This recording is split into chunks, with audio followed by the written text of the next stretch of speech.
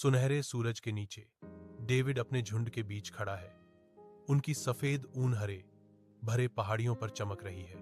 अभ्यासपूर्ण दक्षता के साथ डेविड अपनी गुलेल से एक पत्थर फेंकता है, उसे दूर क्षितिज में भेजता है। उसकी आंखें शांत और अडिग, देहाती परिदृश्य की शांतिपूर्ण गंभीरता को दर्शाती हैं। हालांकि इजरायली शिविर की हल्की आवाजें हवा में तैर रही हैं, डेविड केंद्रित रहता है। उसकी आत्मा अशांत है। उसके होठों से प्रशंसा का एक गीत निकलता है, ईश्वर के लिए एक भजन जो हवा को शांत भक्ति से भर देता है। चिलचिलाती धूप में इजरायली सैनिक हताश खड़े हैं। उनके चेहरे पर डर और निराशा साफ झलक रही है। गोलियत, एक विशाल योद्धा, प्रकट होता है। उसकी गड़गड़ाहट भरी आवाज पूरे शिविर में गूंजती है, जो इजरायली सेना को चुनौती देता है।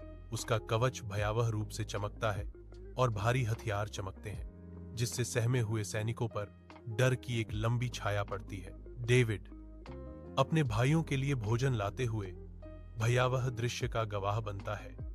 एक नया दृढ़ संकल्प उसकी आंखों में कठोरता लाता है। कोई भी सैनिक उस विशालकाय का सामना करने की हिम्मत नहीं करता। उनका डर स्पष्ट है, क्योंकि गोलियत की गड़गड़ाहट भरी चुनौती हवा में भारी पड़ रही है। शुष्क युद्ध के मैदान में धूल उड़ रही है।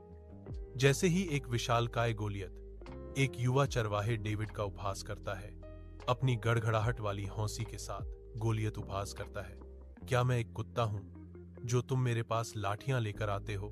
मैं तुम्हारा मांस आकाश के पक्षियों को दूंगा। शांत और दृढ़ डेविड अपनी चरवाहे की लाठी के साथ खड़ा है, यह घोषणा करते हुए, मैं सर्वशक्तिमान प्रभु के नाम पर तुम्हारे विरुद्ध आता हूं। डेविड एक चिकना पत्थर चुनता है।